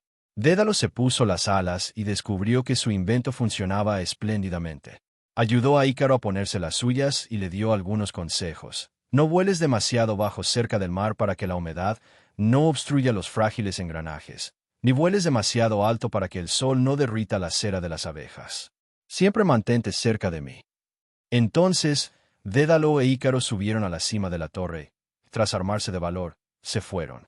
Al principio, tuvieron algunas dificultades con las corrientes de viento, pero rápidamente ambos controlaron el vuelo y dejaron atrás la isla de Creta. La vista desde el cielo era impresionante. Ambos estaban en éxtasis. Pero Dédalo se dio cuenta de que Ícaro estaba volando lejos de él y a una altura mucho mayor. Le gritó, pero no pudo oírlo.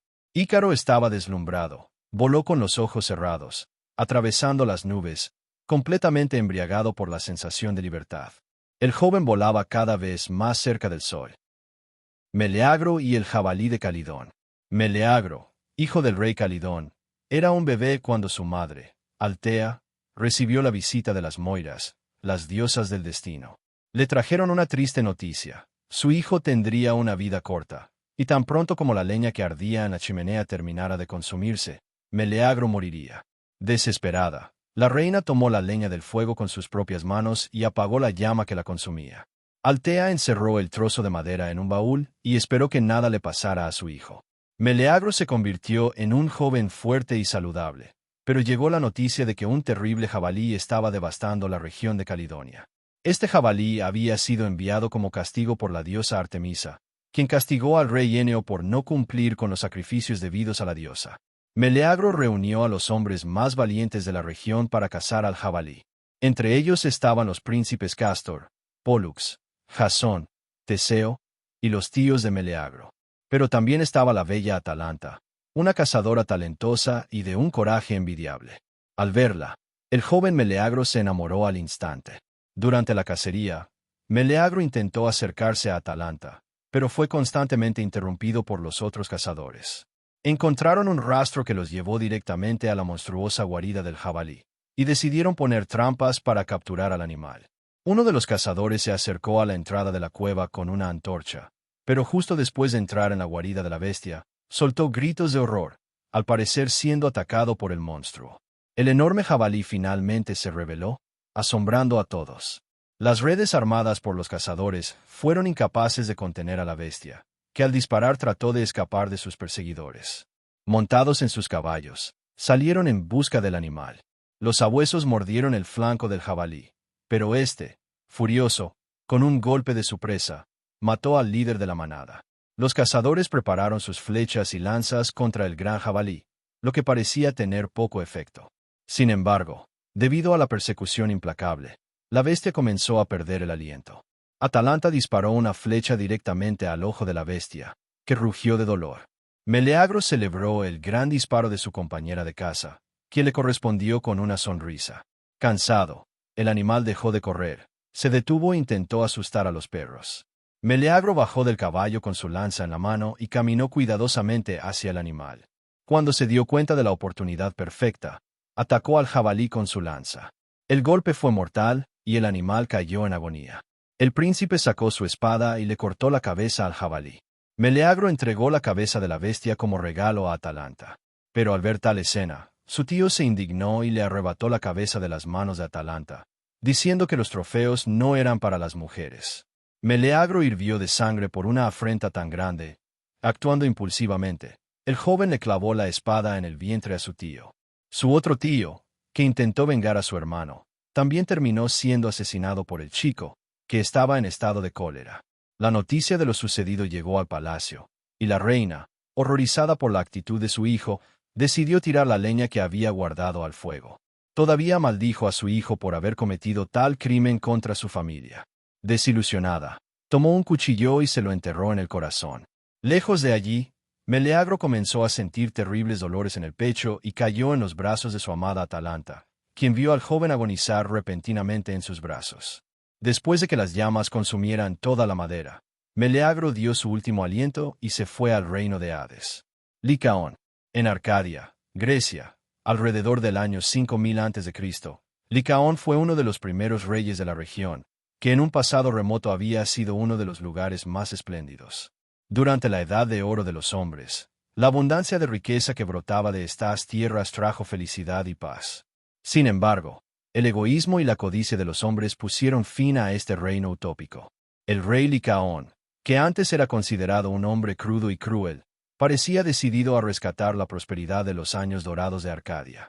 El trágico final de Meleagro. La madre de Meleagro, aún furiosa por el crimen que él había cometido contra su familia, lo maldijo con rencor. Desesperada, tomó un cuchillo y se lo clavó en el corazón. Lejos de allí, Meleagro comenzó a sentir un dolor insoportable en el pecho y cayó en los brazos de su amada Atalanta, quien lo vio agonizar de repente. Una vez que las llamas consumieron toda la madera, Meleagro exhaló su último aliento y partió hacia el reino de Hades. El rey Licaón y el origen de los hombres lobo.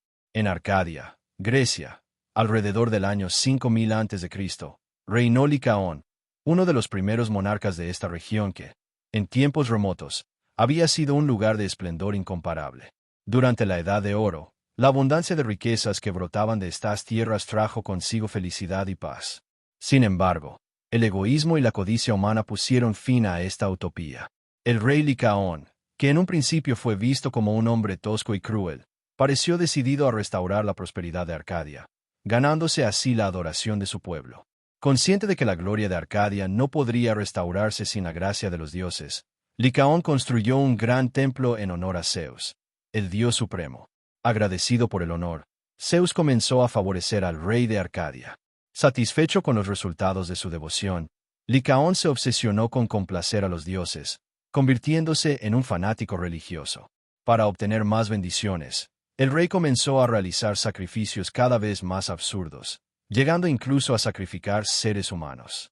Sin embargo, esta práctica había sido condenada desde hacía mucho tiempo por los dioses.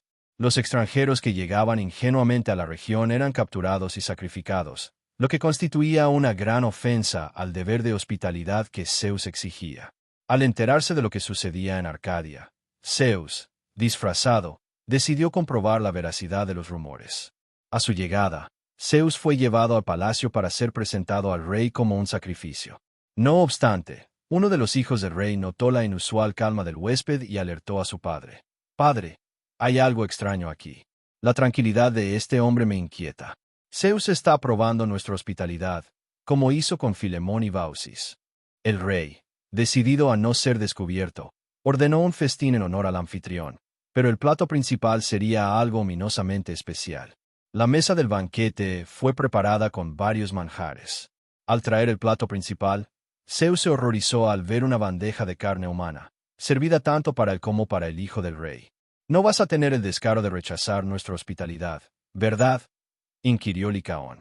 «Malditos fanáticos, han pervertido el culto a los dioses de una manera atroz, y pagarán el precio de tal sacrilegio», tronó Zeus. Los dientes de Licaón se transformaron en colmillos, y su piel comenzó a cubrirse de pelo. Zeus había transformado a Licaón y a sus descendientes en criaturas mitad hombre, mitad lobo. Estas bestias comenzaron a vagar por los campos, alimentándose del ganado y aterrorizando a la gente de la región. Durante las noches de luna llena, se podían escuchar los lamentos del rey transformado en la criatura que hoy conocemos como hombre lobo. Asclepio, el dios de la medicina. Apolo, el dios de la música y la profecía, se había enamorado de Coronis, una joven de belleza incomparable. El dios y la mortal se convirtieron en amantes, pero Coronis no sentía la misma pasión por Apolo. Ella prefería a un simple mortal llamado Isquis, con quien mantenía una relación. Un pájaro blanco, al presenciar la infidelidad de Coronis, voló al Olimpo para informar a Apolo de su traición.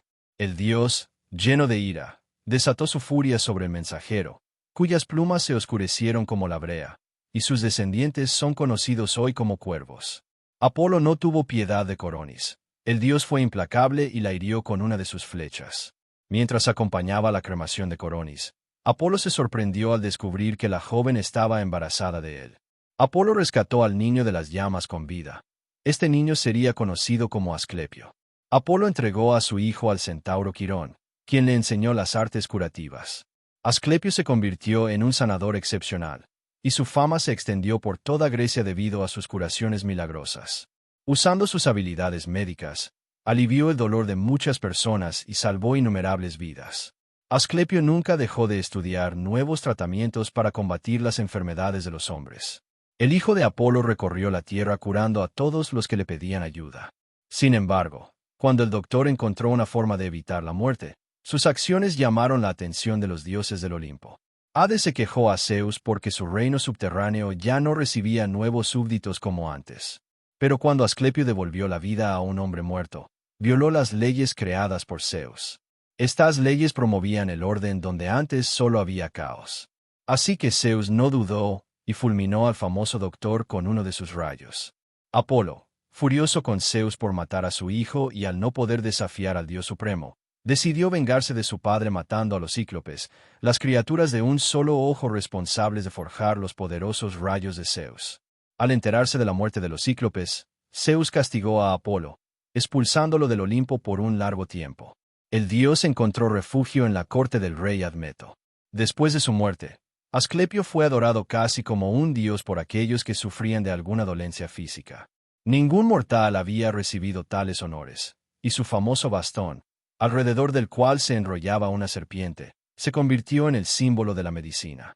En la antigua Roma, Asclepio era conocido como Esculapio y allí se le honraba como el dios de la medicina y la curación.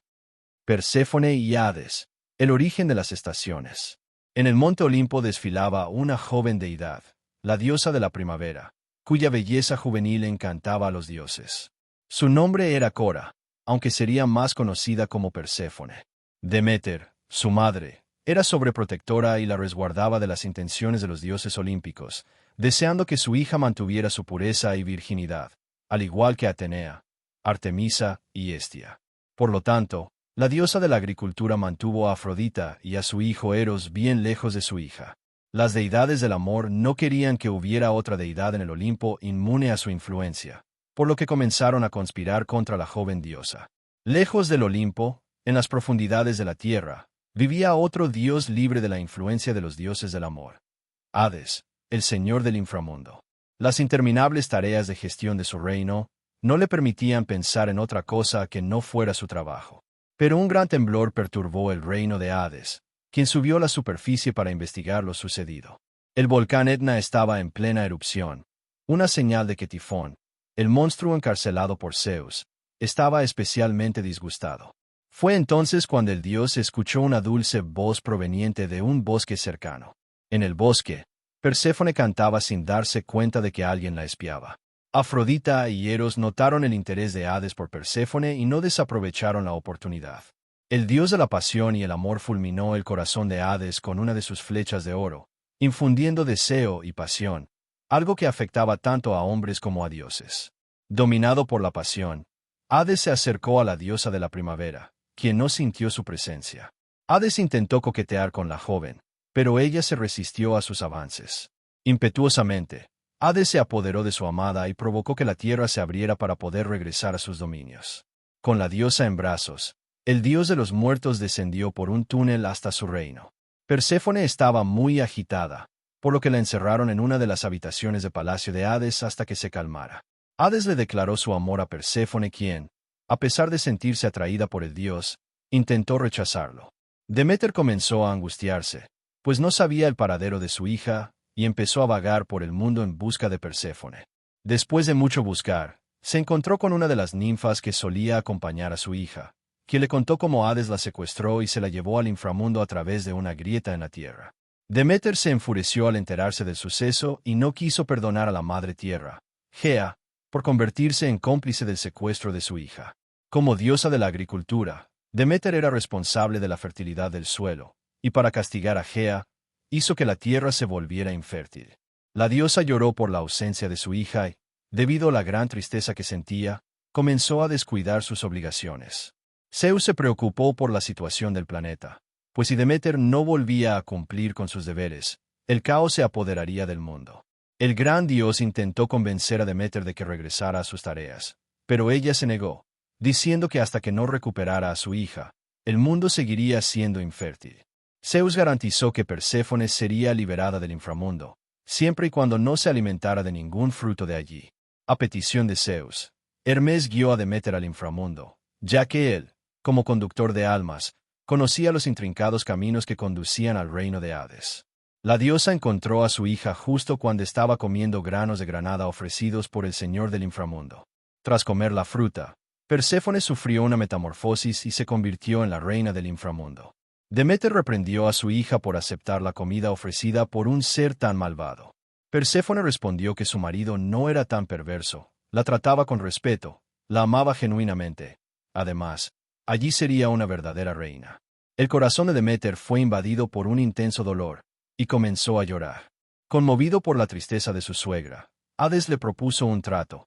Perséfone pasaría parte del año en el inframundo y parte del año con su madre en la superficie. Una vez sellado el acuerdo, Perséfone pudo regresar a la superficie con su madre.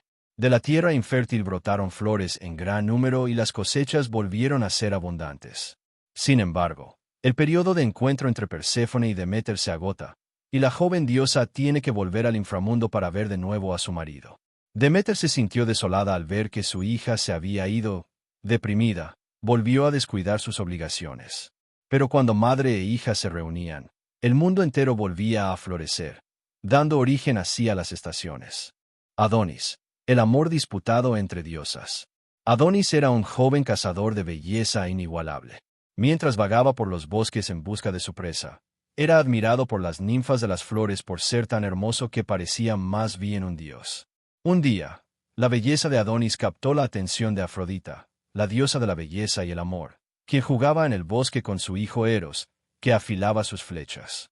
La diosa estaba encantada con el joven y comenzó a elogiarlo ante su hijo. Eros, celoso, le dio la espalda a su madre y continuó afilando sus flechas de oro. Afrodita le dijo a Eros que no debía estar celoso porque para ella él siempre sería el más hermoso. Ella lo abrazó para consolarlo, pero accidentalmente se hirió con la flecha que sostenía Eros. Así, Afrodita terminó enamorándose de Adonis. La diosa espió al hermoso joven y no pudo resistir sus encantos, entregándose a la pasión. Afrodita le preguntó al joven quién era, pues era tan hermoso que parecía más bien un dios. Adonis entendió que esta hermosa mujer solo podía ser Afrodita, la diosa del amor. Él le dijo que no era un dios, sino un simple mortal. Afrodita se quedó perpleja, pues no sabía que un hombre pudiera ser casi tan perfecto como un dios. Afrodita se acercó con una mirada tan seductora que ningún dios, y mucho menos un mortal, podría resistirla. La pareja se besó y, a partir de ese día, se reunieron regularmente, viviendo días de intenso amor. Un día de primavera, Perséfone, la reina del inframundo, paseaba por la tierra y se encontró con la pareja de amantes. Estaba encantada con lo que veía, pero lo que no sabía era que Eros, el dios del amor, estaba dispuesto a hacer otra de sus jugarretas. Él la fulminó con una de sus flechas, y la reina ahora también estaba enamorada del muchacho. Perséfone le dijo a Afrodita que debía disfrutar mientras pudiera, pues un día el hermoso muchacho sería suyo. Afrodita estaba muy celosa de Adonis y temía que el joven y atrevido cazador resultara herido en sus cacerías. Pero le dijo que no se preocupara porque tenía mucha experiencia y le prometió que no se arriesgaría por nada. Sin embargo, además de Afrodita y Perséfone, había un dios más que le echaba el ojo. Ares, el dios de la guerra, quien era el amante de Afrodita, por tanto, albergaba un gran odio hacia su rival. Sabiendo que el amor del joven por la caza rivalizaba en igualdad de condiciones con su amor por Afrodita, Ares tramó su venganza. Adonis vagaba por el bosque en busca de otra presa cuando se encontró con un poderoso jabalí. Ares instigó la sed de sangre del joven, y éste acabó olvidando la promesa que le había hecho a la diosa de no arriesgarse innecesariamente. Adonis decidió luchar contra la bestia, logrando herirla, pero Ares había llenado el corazón de la bestia de una rabia incontrolable. El jabalí, en lugar de huir para preservar su vida, atacó furiosamente a Adonis, insertando sus poderosos colmillos en su abdomen. Adonis fue herido de muerte. Al enterarse de lo sucedido, Afrodita corrió en su ayuda, pero no pudo hacer nada más. Él murió en sus brazos. Ella lo enterró, y sobre su tumba brotaron hermosas flores rojas que recibieron el nombre de Adonis. Mientras una diosa lloraba, otra en el inframundo esperaba radiante la llegada del hombre más bello que jamás haya existido. La impotente diosa del amor vio la llegada de Hermes, quien estaba allí para conducir el alma de Adonis al reino de Hades. En el inframundo, la reina Perséfone esperaba ansiosamente la llegada del hombre más bello del mundo, por quien sentía una gran pasión generada por la flecha de Eros. Adonis fue recibido en el inframundo por los espectros, quienes lo trataron con toda pompa y circunstancia. El joven se sorprendió de tal acogida, pues ni siquiera sospechaba el amor que le profesaba la reina del inframundo. Los espectros, leales a Perséfone, alojaron al joven en una habitación especial del palacio real. Mientras Hades, el señor del inframundo, dormía, su reina invadió la cámara de su huésped. La bella diosa acorraló al joven, pero éste intentaba esquivarla, ya que temía la venganza de Hades. Sin embargo, la diosa le dijo que no se preocupara, ya que si él no se lo decía al dios, ella tampoco lo haría. Sin poder escapar, él se rindió a la lujuria de la diosa. Estos encuentros furtivos se repitieron día tras día. Afrodita extrañaba mucho a su amante. Actuando impulsivamente, decidió descender al reino de Hades y rescatar su amor. Allí encontró a Adonis sirviendo a los dioses del inframundo y dijo que estaba allí para traer a su amado Adonis de vuelta a la superficie. Pero Hades se sintió ofendido al ver a la diosa del amor invadiendo su reino y haciendo demandas. Hades dijo que no le importaba la voluntad de Afrodita y que apreciaba los servicios prestados por Adonis, por lo que permanecería en el inframundo para siempre. Pero Afrodita amenazó con extinguir todo el amor de la faz de la tierra y que solo existirían rencor y resentimiento entre las parejas. Hades desterró a Afrodita de sus dominios, y ella se marchó llorando. Pero sus amenazas no fueron vacías. El amor entre las parejas comenzó a decaer en todo el mundo, y la relación entre Zeus y Hera, que normalmente ya era complicada, se volvió insostenible. Zeus decidió que había que hacer algo. Convocó a Hades, Perséfone y Afrodita a una reunión y dijo que esa situación no podía continuar. Le propuso a Hades la posesión de Adonis de forma similar al acuerdo que hizo con la diosa Deméter. Un tercio del año permanecería en el inframundo, otro tercio lo pasaría en la superficie con Afrodita, y el joven tendría un tercio para disfrutar de la manera que quisiera. Llega la primavera y Adonis parte al encuentro de su amante Afrodita, pero con la llegada del verano, la diosa tiene que abandonarlo. Lo que Hades no previó es que durante el verano es también el momento en que Perséfone sale del inframundo para encontrar a su madre, la diosa Deméter. Y durante el verano, Adonis y Perséfone se amaron sin preocuparse de ser atrapados por el rey del inframundo. Pero la disputa entre Perséfone y Afrodita se mantuvo. Siempre intentaron alargar al máximo su estancia con Adonis, y por eso algunos años el invierno parece más largo o el calor del verano insiste en quedarse. Minta. la ninfa convertida en menta. La historia de amor de Hades y Perséfone es una de las más famosas de la mitología griega, y seguramente has oído la historia de que el dios la secuestró y cómo esto originó las estaciones. Pero antes de conocer a Perséfone, Hades tenía una amante. Su nombre era Minta, una ninfa que vivía junto al río Cosito. Sin embargo, después de que Hades se enamorara perdidamente de Perséfone, Minta fue marginada. Hay quienes dicen que cuando Perséfone partía hacia la superficie para pasar la primavera y el verano con su madre, la ninfa Minta tomaba su lugar para no dejar solo al soberano del inframundo. Pero cuando Perséfone regresaba, Hades corría directamente a sus brazos, dejando a la ninfa verdosa abandonada. Minta llegó a presumir de ser la amante más bella del inframundo y que, por tanto, ni siquiera Hades podría resistirse a sus encantos. Tales declaraciones enfurecieron a Perséfone, y la reina del inframundo no dejaría impune tal afrenta a su honor. Perséfone convirtió a la ninfa en una planta que sería conocida como menta. La menta era una planta que se utilizaba en los funerales de la antigua Grecia. Una de las razones era porque su aroma disimulaba el olor del difunto, y así la planta, personificada por la ninfa Minta, quedaría ligada para siempre a los dominios de su amado.